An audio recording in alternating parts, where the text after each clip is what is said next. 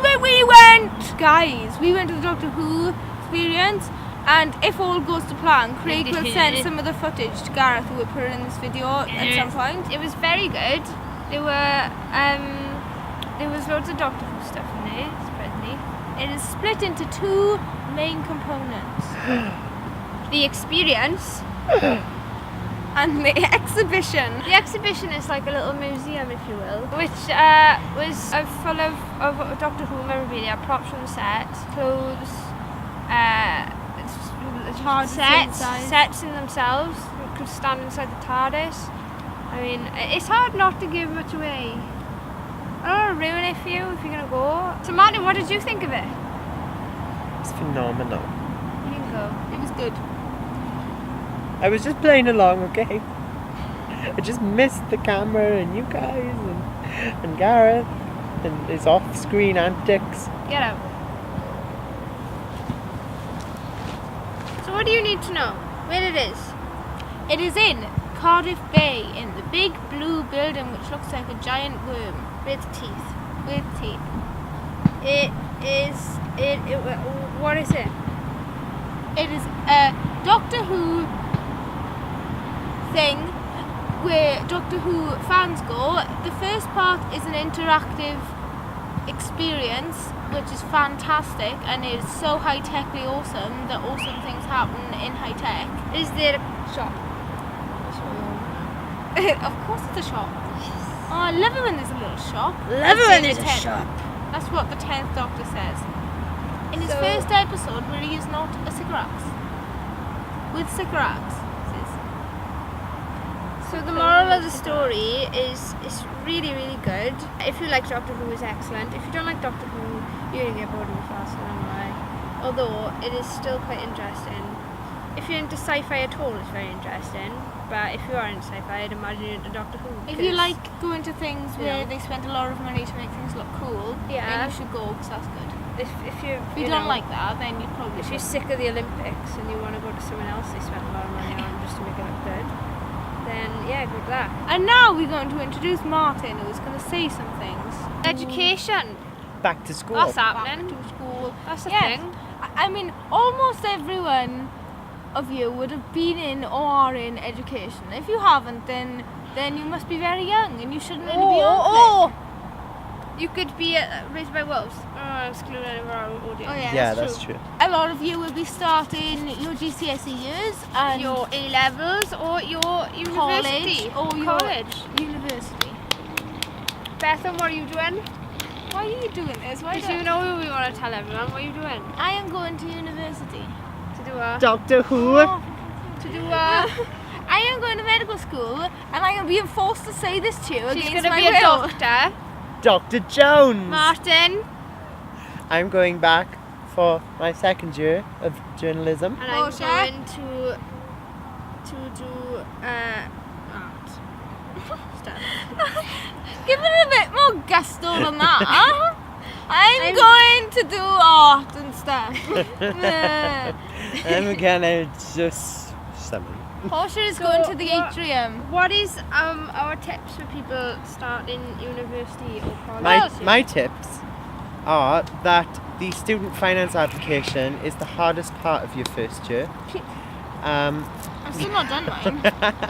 And that also, don't go mad because you may regret it. Remember to work, that's the main thing. Regardless of how old you are, like whether you're starting GCSEs or whatever, even if you're only in year 10, it still really matters do you start working now. Yeah, it really does. Like, you probably think and tell yourself, oh, it don't really make not much difference at this point.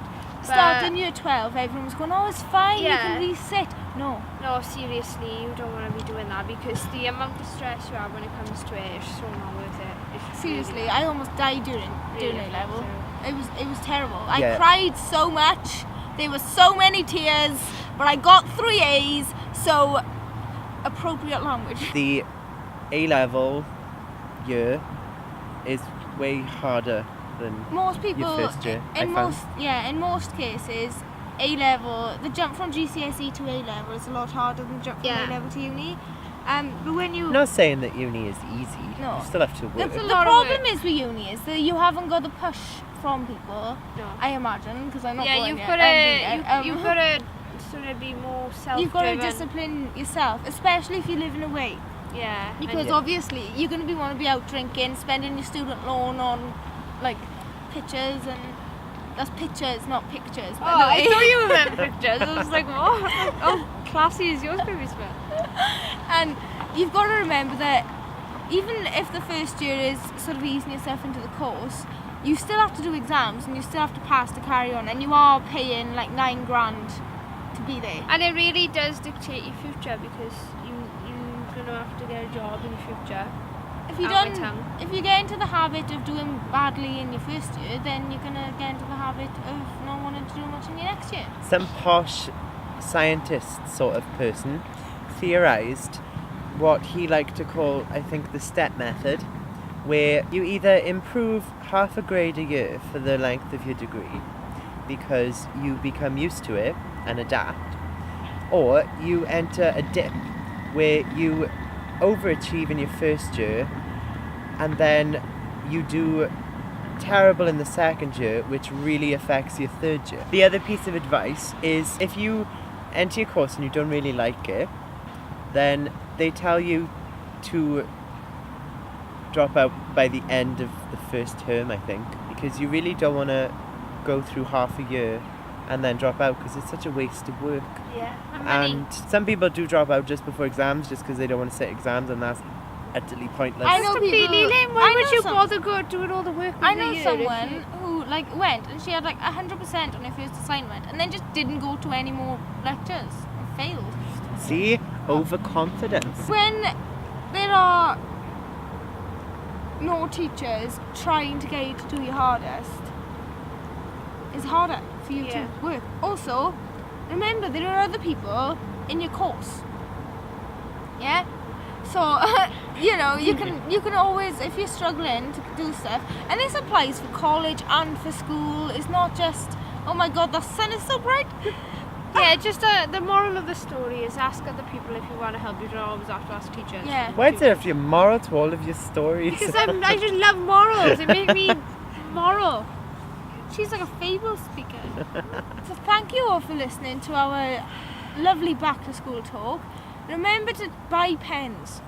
And the moral of the story Is to buy pens. is you should email Gareth on this On this email address. email address if you want to do a CLICvlog. A clog. Let's all end with a morally face.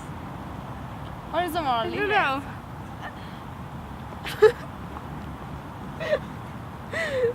And all our faces completely different expressions.